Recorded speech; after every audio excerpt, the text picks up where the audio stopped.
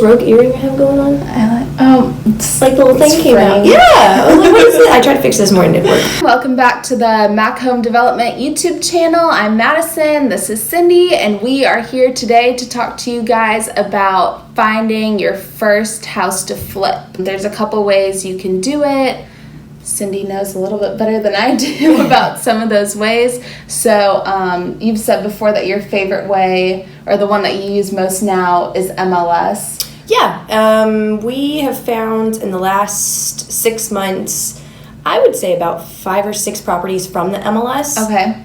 But they're starting to kind of dry up. You have to pick and choose a little bit better because agents are listing them a little higher than what it would work for investors. Right. So the deals are still out there, but we're still using that in line with a couple other things to get properties. So when they're being sold with an agent, if they're listed at, say, like 130 or whatever, when you go in and look at it, will you typically not even submit an offer if it's significantly lower, like say like 100? No, I always submit an offer. I send them my repair sheet, comps, and kind of make it a full package and send it to them so they know where my mind's going.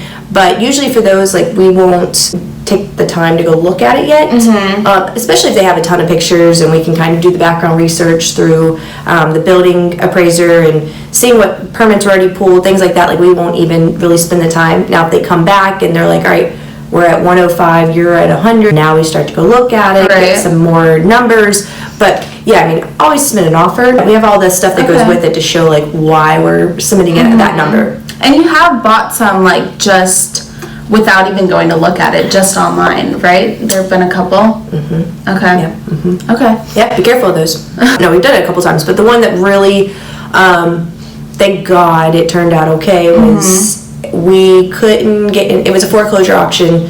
We couldn't get inside. We could only see through the windows. Oh. And the windows that we could see through, we're like, oh, it looks good. Well, once we ended up winning the bid and we went to look at the property and, open the doors and everything, the whole living room and kitchen was riddled with mold. Like, from ceiling to floor to cabinets to, there was nothing in the living room and kitchen that didn't have mold on it. Oh, no. But the bedrooms were okay. But even when you do that, you still have to literally rip out pretty much all the drywall to make it, safe and healthy again. Thankfully, I got that one really cheap. Okay. But that was one that I was like so excited about. Like, I just won the lottery. Right. And then when I went inside, I was like, oh, that's a really big rehab. But thankfully, the numbers worked it out. And it was a rental anyways. But it was one that, I didn't see the inside, just saw the outside. And it could have been a lot worse. Okay. And was that one you did for yourself? Yep. Okay. So that was a rental.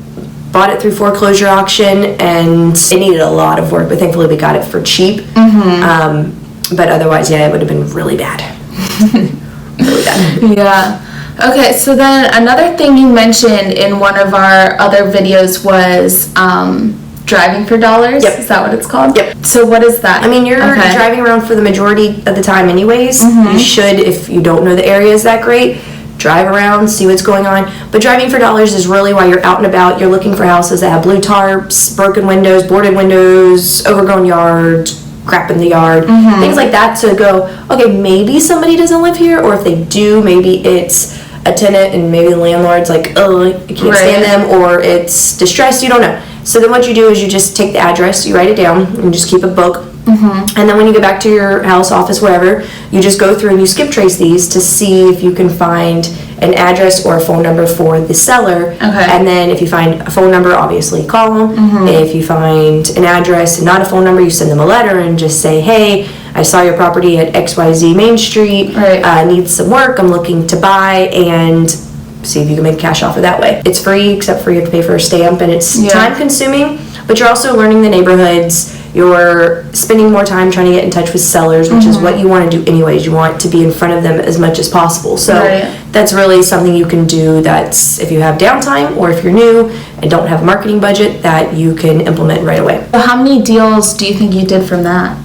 I think from that, now mind you, we only did it for a couple months, but I think from that like 2 or 3. Okay, well, that's pretty good. Yeah, I was about to say, I mean, it's not bad considering that direct mail, usually you have to touch the person 5 times, send them a letter 5 times. Sounded really bad after I said that. You may get more houses that way.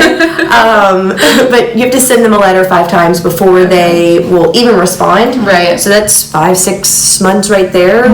So, I mean, you're saying like one is obviously really expensive and then one is time consuming. So, right. And direct mail that's another one I kind of wanted to talk about. That one's pretty expensive to try to do all that. And yeah, depending on your list, who you're sending to, how much you're sending to. I mean, there's companies now that are spending $30,000 a month in direct mail. There's companies that can spend $2,000. If you're gonna do direct mail, it has to be consistent. Okay. And you can't send it once and go, oh, nobody called me. It's got to be. I mean, statistics are it takes 5 to 6 times for them to get the same letter to go, oh, maybe I should call them. And it's all based on your list. I mean, if you have a pre-foreclosure list, those numbers are going to be a little different because you need to get them before it goes to foreclosure. If you have a distress list, well, I mean, depending on what their distress is, you may need to, send them a couple letters. And there's certain ones that if you're just sending in your targeted area, they may not have a need to sell. So now you're just hoping that one day they go, okay, they've sent me 16 letters. What do they want? Let's see what their offer is. So direct mail can be expensive, but based on your, I would say, list and how many times you're going to send to them, based on that, I mean, it's doable. It's just, it's probably not something that I would say for somebody who's first time looking for the first deal. Unless you take out a credit card and you're putting all your eggs in one basket, go for it. But it is expensive and time consuming. Okay. And then what about like door to door? Like just knocking on people's doors and seeing, have you done that or heard of people that are doing absolutely. that? Absolutely. That if, for me, if you're going to start out and you don't have money to do it, door to door is the number one way to do it. Okay. We call it door knocking, and essentially for that term is you can either pick a list and buy it, say distress houses or pre-foreclosures, however you want to do it, or you take your targeted neighborhood, zip code, whatever you're doing, and you literally go, and I would say print out a flyer that kind of has your business name, what you do, maybe a picture of you, houses, whatever. Okay. Have something to give them, and just go door to door. You're not salesy. You don't want to be salesy. You don't want to be pushy. You don't want them to smell like your desperation for a deal. You want to go in like, hey guys, I'm buying properties in this neighborhood. I'm really just reaching out to every single neighbor to see if you or if anybody you know is interested in selling their house. And from there you can say, here's a flyer, what we do. You're going to get some people like, absolutely not, do not come to my house, don't knock, whatever. You get some people who are like, okay, thanks. And then out of those, you're going to get the 1 or 2 who maybe want to sell. But face-to-face is always better. I mean, you have to think anything you've ever done or chose somebody for is because you felt really comfortable with them, you had a good conversation. So you just want to make it very comfortable, having a conversation, talk to them about their house. If you can get them to talk and that's all you want them to do and ask open-ended questions, I mean, I think that's the way to go, because then they're going to want to chat, and if you can be like, oh, how long you've owned their house, they'll probably invite you in. They're going to want to show you this and that, and they always do, and that's what you want, is just to get the conversation started. So even if they don't want to sell today, maybe in a month something happens and they're like, oh yeah, I remember talking to that person for 10 minutes, and they come back to you. So you think that's the number one way to start out? Cheap.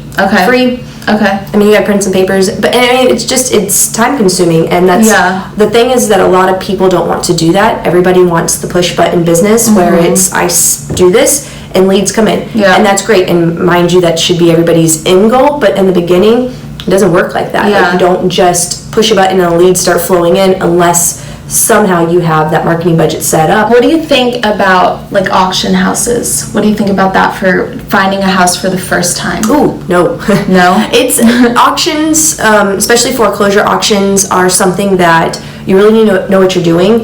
There was actually, and I read this yesterday, an article of a man who bought there was 2 townhomes and a slither of grass in between, and he was thinking he was getting that slither of grass plus the townhome. He ended up buying the slither of grass valued at $50. He bought it for $9,400, thinking he was getting a deal of a lifetime. Oh my gosh. This is one of those things that a lot of people don't think about because you have to do your research. And a lot of people, if you don't work closely with a title company who can run mortgages for you, you can buy a second mortgage. It can get really bad. There's a lot of liens, taxes, mortgages attached to these properties that unless you do your due diligence in the beginning, you could be getting a really bad deal. And I mean, it's auctions for, I would say, people who are experienced. They've been doing it for a while, because some properties you can't get into.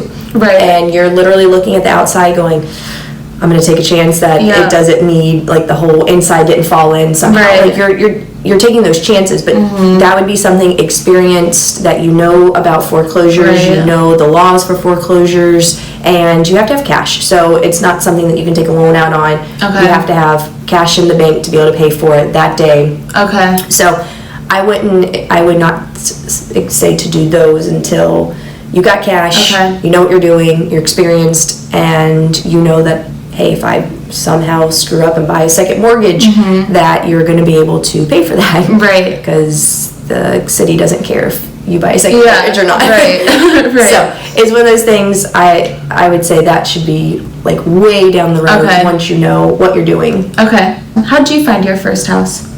We got our first house through a wholesaler, so just networking, telling people what we do. They ended up calling because I said that was one of my zip codes that I wanted to buy in. And they had one call and said, I think this would be right up your alley. And sure enough, it was. And that was how we got our first one. So networking, telling people what we do, really just being out and about, and that's how we got our first one. Okay. And what budget do you think people should stay in for their first one? Do you I guess it really all depends of your area. Okay. I mean, obviously here, for your first one, you kind of want to probably keep it under the 100,000, and that's just purchase. But all areas of, the states could be different. So really what works here for 100,000 in California, you're spending 300,000. So I would just say whatever makes you comfortable, obviously, that you can afford. If you're using hard money, that you can afford the monthly payments, because that's important. Or if you're using cash, that you can afford to let that cash sit for anywhere from 3 to 6 months. So it just depends on your comfortability level and if you have the cash for it. I would say if you're looking to purchase your first flip, just to really network and start talking to the people around you, go to meetups, really tell everybody what you're doing. That's going to be the way to get usually the most profitable deals, because they're not on market and they have better profit margins. Profit margins from what I find if I get them through a wholesaler than I do through the MLS, or, I mean, obviously going straight to the seller is what you want, but if you can't, usually our wholesale deals are better than anything else. Alright, if you guys like this video, give it a thumbs up on YouTube and subscribe to our channel. We will be back next week with more tips and tricks on investing in real estate, flipping houses, and things like that.